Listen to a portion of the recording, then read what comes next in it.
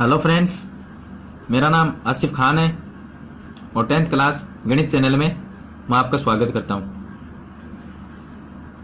आज मैं आपको 10th क्लास मैथमेटिक्स का क्वेश्चन है वो बताने जा रहा हूं, जो चैप्टर 3 का है और एक्सरसाइज 3.4 है। क्वेश्चन नंबर फर्स्ट है, जिसका क्वेश्चन नंबर 3 है। फर्स्ट क्वेश्चन में हमें 4 क्वेश्चन दिए गए हैं, तो फर्स्ट का फर्स्ट और फर्स्ट का सेकंड क्वेश्चन है वो क्वेश्चन मैंने इससे पीछे वाली वीडियो है उसमें सोल्व करके बता दिए हैं। ये जो क्वेश्चन हमारा ये फर्स्ट क्वेश्चन का 3 नंबर क्वेश्चन है। तो जो क्वेश्चन हमारा फर्स्ट उसमें हमें विलोपन विधि और प्रतिस्थापन विधि से समीकरण है उसके हल है वो ज्ञात करने हैं। तो समीकरण से हम x और y की वैल्यू ज्ञात करेंगे, जिसमें हमें दो विधियों काम में लेनी है। दो विधि है जो विलोपन विधि और प्रतिस्थापन विधि है। तो इससे पहले की वीडियो में आपको बता चुका हूं कि किस तरह से विलोपन विधि और प्रतिस्थापन विधि का उपयोग करते हैं। तो क्वेश्चन नंबर 3 में देखिए, क्वेश्चन नंबर फर्स्ट का क्वेश्चन नंबर 3 है, उसमें हमें दो समीकरण दी गई है 3x - 5y - 4 = 0 और दूसरी समीकरण हमारी 9x = 2y + 7।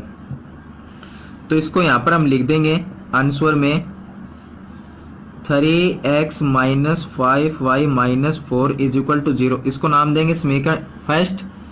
दूसरे समीकरण है 9x = 2y + 7 नहीं, इसको समीकरण सेकेंड नाम दे देंगे।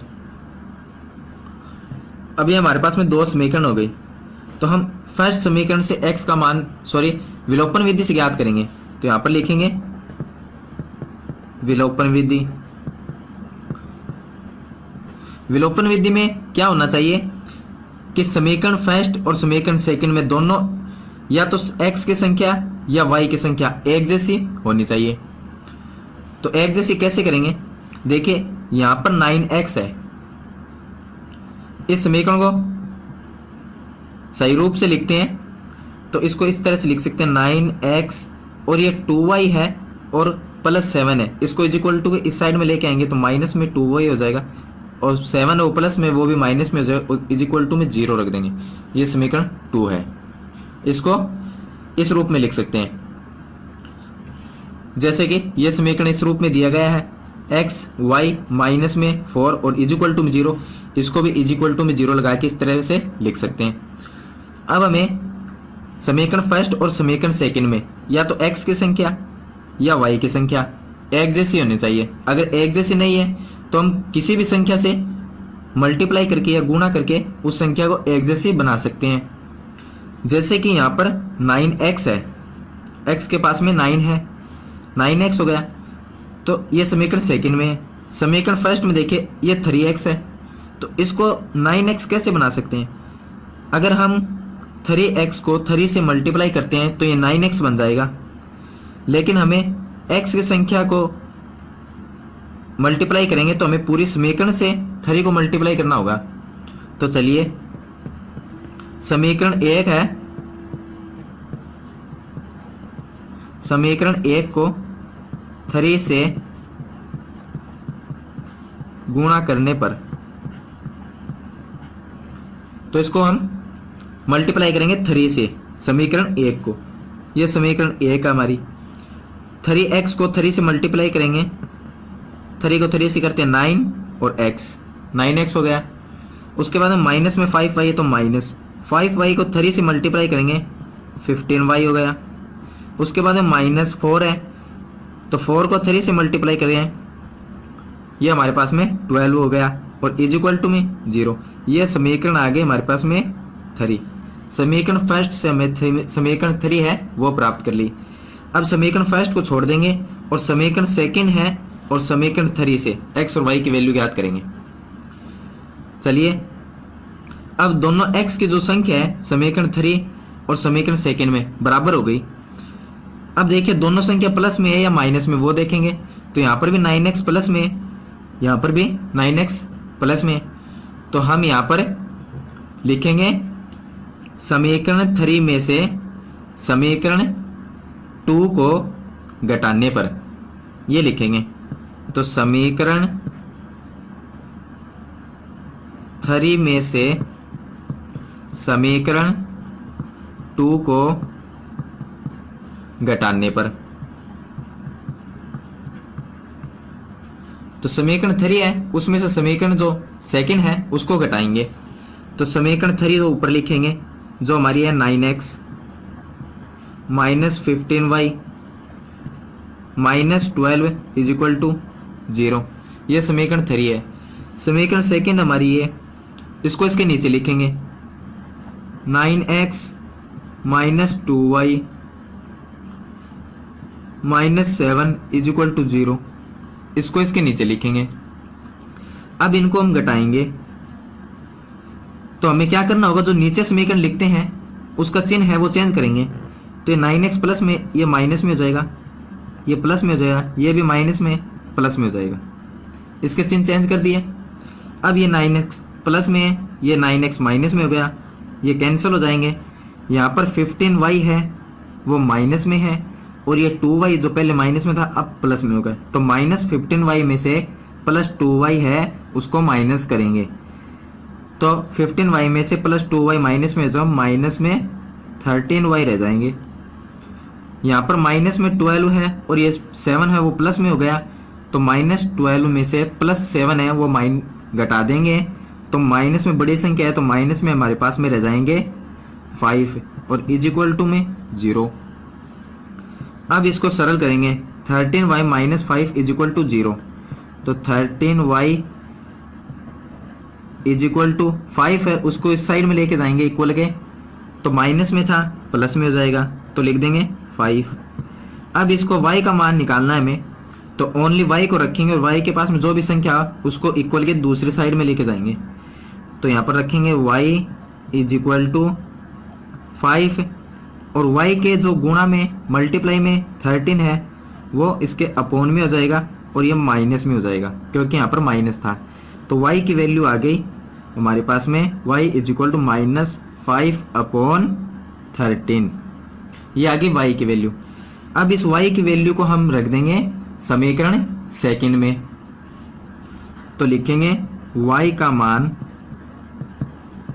समीकरण सेकंड में रखने पर। तो समीकरण सेकंड क्या थी हमारी, वो यहाँ पर 9x minus 2y minus 7 is equal to 0, ये समीकरण सेकंड है, इसमें रखेंगे। समीकरण सेकंड में भी रख सकते हैं, समीकरण 3 है उसमें भी रख सकते हैं, या समीकरण फर्स्ट में रख सकते हैं। तो चलिए यहाँ पर रखेंगे, समीकरण सेकंड है हमारी 9x minus 2y minus 7 is equal to 0, ये हमारी समीकरण सेकंड है। y का मान निकाला था हमने माइनस 5 अपॉन 13, तो y की जगह रखेंगे, ये y s की जगह रखेंगे और बाकी समीकरण को वैसा ही वैसा लिख देंगे। यहाँ पर 9x है उसको लिखेंगे 9x माइनस में 2 और y की जो वैल्यू है वो है माइनस 5 अपॉन, तो इसको लिख देंगे माइनस 5 अपॉन 13 और माइनस 7 इज इक्वल टू में 0। अब इसे सॉल्व करेंगे तो 9x, यहाँ पर माइनस बाहर है और माइनस अंदर है, तो माइनस से माइनस मल्टीप्लाई होगा प्लस हो जाएगा। उसके बाद में 2 को ऊपर जो संख्या होती है उससे मल्टीप्लाई किया जाता है, तो 5 को 2 से मल्टीप्लाई करेंगे 10 और अपॉन में 13 और माइनस 7 इज इक्वल टू 0। इसके नीचे 1 लिख देंगे, इसके नीचे 1 लिख देंगे, इसका एलसीएम लेंगे तो 1 13 और 1 का एलसीएम आएगा 13। इस 13 को 1 से डिवाइड करेंगे तो 13 आएगा और 13 को 9x से मल्टीप्लाई करेंगे, तो यहाँ पर 9x से मल्टीप्लाई करेंगे तो 117x आ जाएगा। यहाँ पर 13 को 13 से डिवाइड करेंगे 1 आएगा, 1 को ऊपर जो 10 है उससे मल्टीप्लाई करेंगे तो प्लस में ये 10 आ जाएगा। उसके बाद माइनस है 13 है उसको 1 से डिवाइड करेंगे 13 आएगा और 13 को 7 से मल्टीप्लाई करेंगे तो यहाँ पर आ जाएगा 91 और इज इक्वल टू में 0। अब इसके नीचे 0 के नीचे 1 लिखेंगे, इनको वज्र गुणा करेंगे तो इस पूरे समीकरण को 1 से मल्टीप्लाई करेंगे तो ये समीकरण आ जाएगी। और 13 है, इसको 0 से मल्टीप्लाई करेंगे तो ये 0 हो जाएगा।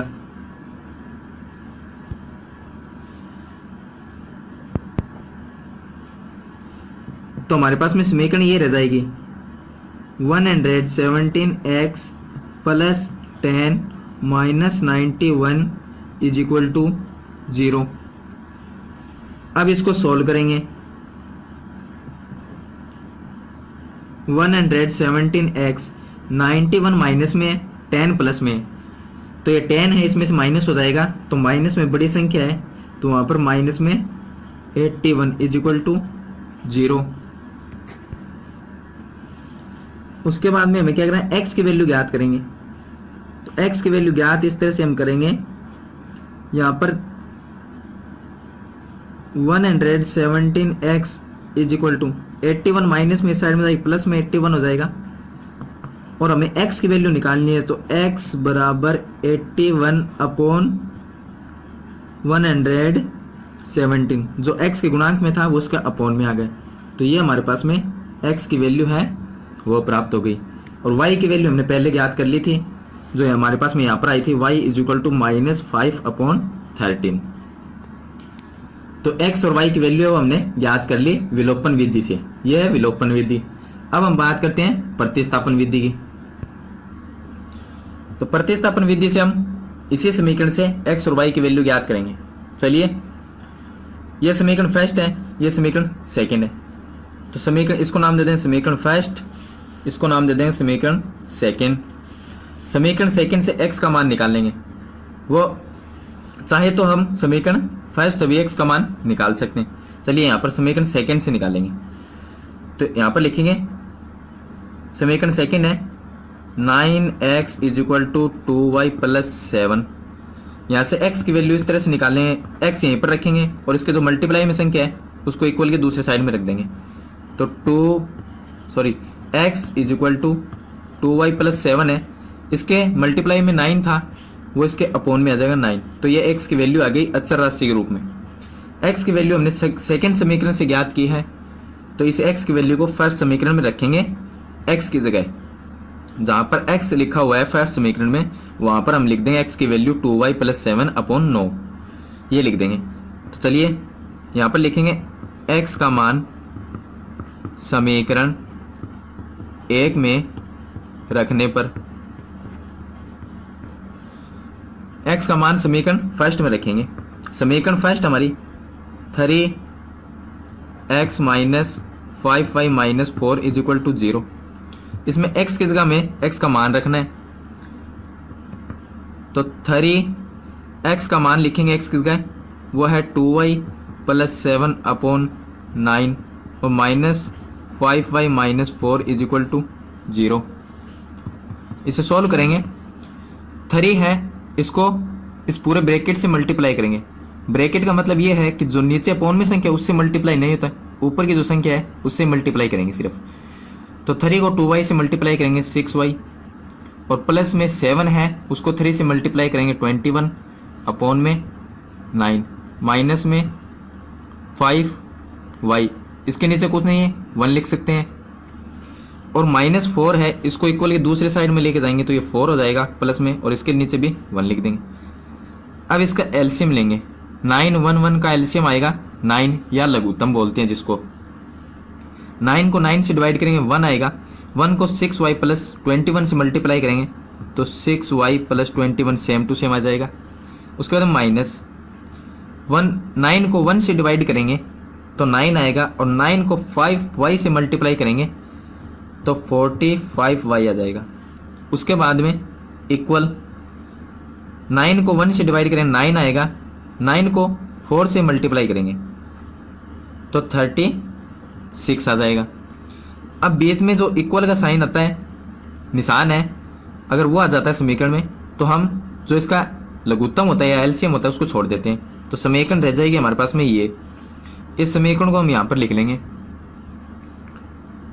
6y plus 21 minus 45y is equal to 36। अब इससे हम इसमें देखिए समीकरण में x का कोई भी संख्या नहीं है इसमें, ओनली फॉर y है, तो y की वैल्यू निकालेंगे। तो यहां पर 6y माइनस में 45y, तो 45y माइनस में है और 6y प्लस में है, तो 45 में से 6y प्लस है उसको माइनस कर देंगे, तो ये घटाने के बाद में कितना रह जाएगा हमारे पास में 39y, और वो भी माइनस में, क्योंकि माइनस में संख्या बड़ी है। यहाँ पर 36 है और 21 को इस साइड में लेके जाएंगे तो -21, इसको सॉल्व करेंगे 39y इज इक्वल टू 36 में से 21 करेंगे माइनस, ये माइनस कर देंगे, 36 प्लस में है और ये 21 माइनस में, ये घटा दें, घटाने के बाद में हमारे पास में रह जाएगा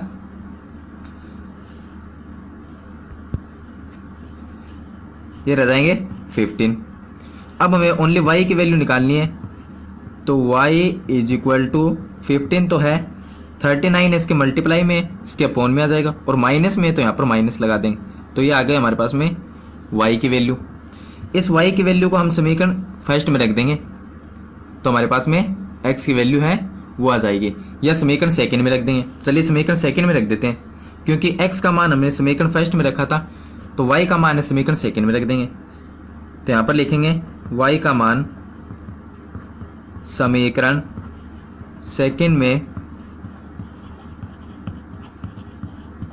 रखने पर, समीकरण सेकंड हमारी 9x is equal to 2y plus 7, इसमें y की जगह रखेंगे y का मान। तो चलिए 9x को सेम टू सेम 2, और y का मान हमारे पास में माइनस में 15/39 और प्लस में 7। अब इसको सॉल्व करेंगे तो 9x same to same equal minus में 15/39 है, तो यहाँ पर लिख दिया 9x, उसके बाद में यहाँ पर 2 है और माइनस में 15/39, 15 को 2 से मल्टीप्लाई करेंगे तो ये माइनस में 30 अपॉन, नीचे की संख्या को मल्टीप्लाई नहीं करते हैं तो उसको ऐसा कैसा लिख देंगे 39, और प्लस में 7, इसके नीचे अपॉन में 1 लिख देंगे। अब हमें क्या करना है, इसके नीचे भी 1 लिख लेंगे और इसका एलसीएम लेंगे, एलसीएम 1 39 और 1 का एलसीएम आएगा 39। अब 39 को 1 से डिवाइड करेंगे तो 39 आएगा, 39 को 9x से मल्टीप्लाई करेंगे, तो यहाँ पर मल्टीप्लाई करेंगे तो आएगा 351x, ये इक्वल का निशान उसको लगा देंगे, उसके बाद में ये माइनस में है तो यहाँ पर माइनस, 39 को 39 से डिवाइड करेंगे 1 आएगा, 1 को 30 से मल्टीप्लाई करेंगे 30 आएगा, उसके बाद में प्लस 39 को 1 से डिवाइड करेंगे तो 39 को 7 से मल्टीप्लाई करेंगे, 7 से मल्टीप्लाई करेंगे तो 333 ये आएगा। अब बीच में जो इक्वल का निशान आ गया तो एलसीएम को हम छोड़ देंगे, तो समीकरण रह जाएगी हमारे पास में 351x और इक्वल माइनस में 30 और प्लस में 333। अब हमें x की वैल्यू ज्ञात करनी है, क्योंकि इसमें y की कोई भी संख्या नहीं है, x की है तो x की वैल्यू ज्ञात करेंगे। तो 351x इज इक्वल टू 333, ये प्लस में है और -30 ये माइनस में है, तो हमारे पास में प्लस में रह जाएगा 303 माइनस करने के बाद। अब x की वैल्यू निकालनी तो x को यहीं रखेंगे और x के मल्टीप्लाई में जो भी संख्या है उसको इक्वल के दूसरी साइड में भेज देंगे, ये मल्टीप्लाई में तो इस साइड में आके अपॉन में आ जाएगी, तो x इज इक्वल टू 303 और अपॉन में x के जो मल्टीप्लाई में 351 ये आ जाएगी, तो ये आ गई हमारे पास में x की वैल्यू, और y की वैल्यू हमने पहले ज्ञात कर ली थी जो हमारे पास में ये y की वैल्यू आई थी -15/39, ये y की वैल्यू आई थी। तो यहां पर भी लिख देंगे y की value, y is equal to -15/39, ये है y की वैल्यू। तो x और y की वैल्यू हमने संख्या के रूप में ज्ञात कर ली। तो ये था हमारा क्वेश्चन नंबर फर्स्ट का क्वेश्चन नंबर 3, जो मैंने आपको सॉल्व करके बताया है। विलोपन विधि और प्रतिस्थापन विधि से समीकरण के द्वारा हम x और y की वैल्यू किस तरह से ज्ञात कर सकते हैं। अगर मेरा ये क्वेश्चन आपको पसंद आए तो इसे लाइक और शेयर ज़रूर कीजिए, और नई वीडियो की जानकारी के लिए मेरे 10th क्लास गणित चैनल को सब्सक्राइब कीजिए। Thank you. मिलते हैं नेक्स्ट वीडियो में।